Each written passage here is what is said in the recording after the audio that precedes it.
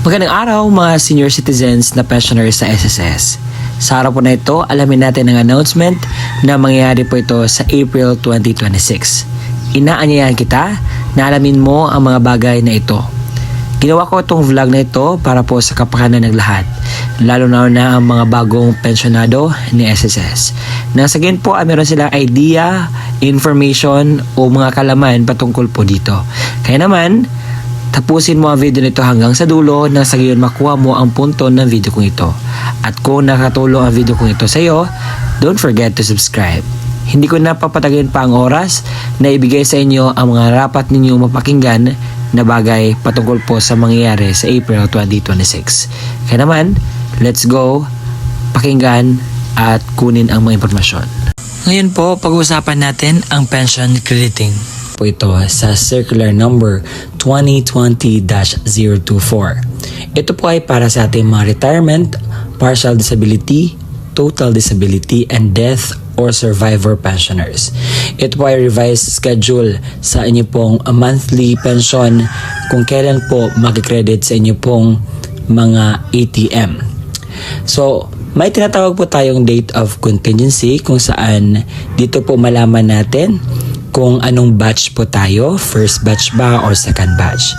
Kung ang date of contingency mo ay belong sa first to 15th day of the month, so makukuha nyo po ang inyo pong pension sa unang araw ng buwan. Take note of that. Kapag ang date of contingency mo naman ay nasa 16 to last day of the month, so ang inyo pong pension ay makuha sa ikalabing-anim ng buwan or 16th day of the month. Pero meron nakalagay na take note sa ibaba. If the credit date falls on a Saturday, Sunday, or holiday, the pension shall be credited on the last working day before the Saturday, Sunday, or holiday. So, ito po, pinapahiwatig na kapag ang pension date or example, ang pension date natin is 1 at saka 16, kung yan po ay napunta sa holiday, Sunday, or Saturday, hindi po yan siya makikredit. Kung hindi, ma-advance po yan na maihulog sa inyo pong mga ATM cards. Atin po tingnan ang kalendaryo ng Abril 2026. Ang unang araw ng April ay natapat po sa Wednesday. Ibig sabihin, hindi po siya holiday.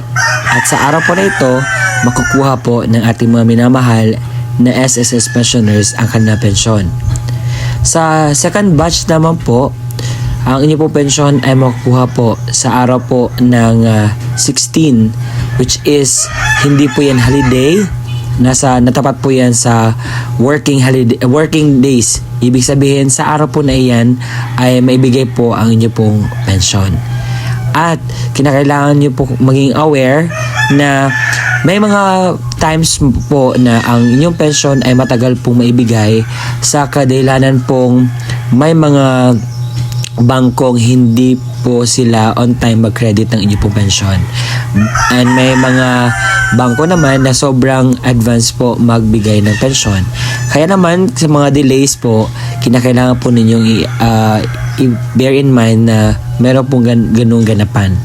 And sa ngayon po, may dapat po kayong malaman na add-on na mangyayari po sa April 2026. Ito po ang kung marami ang magtatanong nito, kaya sasagutin ko na lang in advance. Kung may pension increase ba? To be honest po, wala pong increase na matatanggap sa March. Walang second tranche 1K pension increase po. Walang 3,000 pension increase. Walang 12,000 pension increase. Ano ba yung mga haka-haka or narinig nyo sa ibang vlogger? Wala po yung katotohanan. May dapat bang gawin ang mga pensioners sa SSS? Yes po. Meron pong dapat kayong gawin para hindi po maputol ang inyo pong tinatanggap na pensyon at mapatuloy po ang pagtanggap ninyo ng inyo pong mga benefits galing po sa SSS. Sa araw po na ito, i-explain ko sa inyo ng klaro na sa gayon po hindi na po kayo magtanong-tanong, hindi na po kayo malilito kung ano man yung mga dapat ninyong pagtunang pansin. Let me explain something. Ang ACOP or the Annual Confirmation of Pensioners Program. So ano ba itong ACOP? Ang ACOP po ay reports ng ating mga pensioners sa SSS sa yearly basis para po mapanatili natin ang ating tinatanggap na pensyon sa pwede po nating maging eligible po tayo. So ito po ay according sa Republic Act number 11199 or the Social Security Act of 2018. So ang mga taong ito ang dapat pong magpahakop. A. Mga retirement pensioners residing in the Philippines na may edad 80 years old and above. So nagsisimula po ito noong March 2024. Pangalawa, yung mga retirement pensioners na nag-reside na sa abroad. Pangatlo, total disability pensioners. Pang-apat, death or survivor pensioners. And panghuli, dependent children under guardianship. Take note, ang retirement pensioners na residing in the Philippines na 80 years old and above may required the ACO program under the certain circumstances na determined upon the notification of SSS. Kahit hindi ka 8 years old and above, as long as may notification si SSS sa'yo na kinakailangan mong magpa-ACOP, is kinakailangan po natin niyang gagawin. Paano po ba ang pensyonado sa SSS mag-comply sa ACOP? Marami pong paraan kung paano po mag-comply sa ACOP. But, una sa lahat, kinakailangan po mag-download ng ACOP form sa appropriate sa inyo pong case. So, ang ACOP form po ay mada-download lamang po yan sa online. At may QR po sa SSS page dahil nag-upload sila every month na may announcement sila na kinakailangan po magpa-ACOP.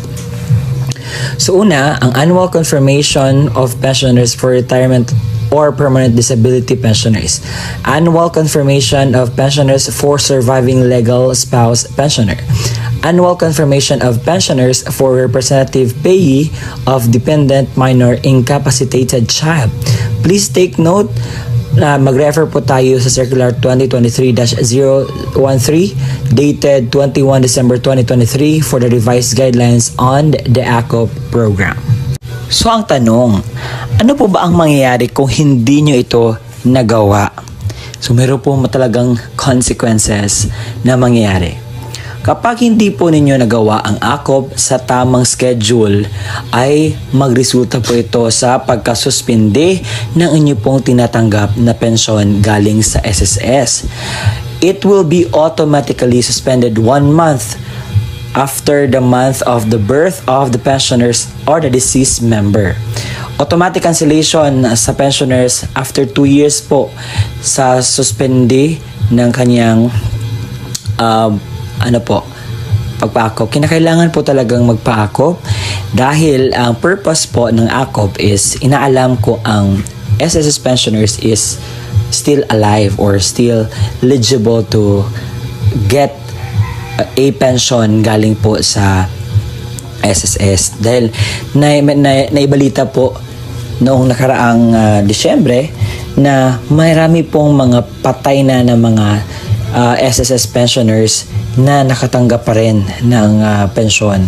Kaya naman, ina-update po ang data ng SSS at kinakailangan po nating magpa-ACOP. Yun lamang po mga qualified na magpa-ACOP, okay? Yung mga ninonotify ni SSS at yung mga 8 years old and above. Kung ang pensioner ay nasuspindi na ang kanyang pensyon, paano nga ba po ba dapat gawin para po maibalik ang kanyang pensyon?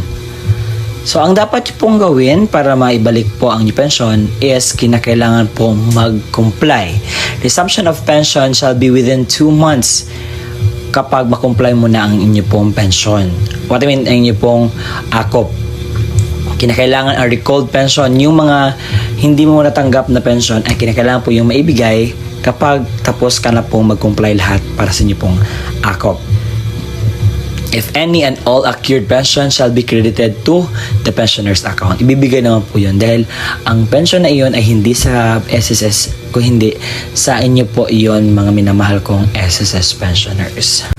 At yun po ang balita na dapat nyo malaman na mangyayari po sa April 2026. Na sana po ay nakatulong po ako sa inyo na maliwanagan po kayo sa dapat nyo pong malaman na balita patungkol po sa inyo pong benepisyo. At hanggang sa muli po nating pakikita, don't forget to subscribe my YouTube channel po. Bye-bye at salamat.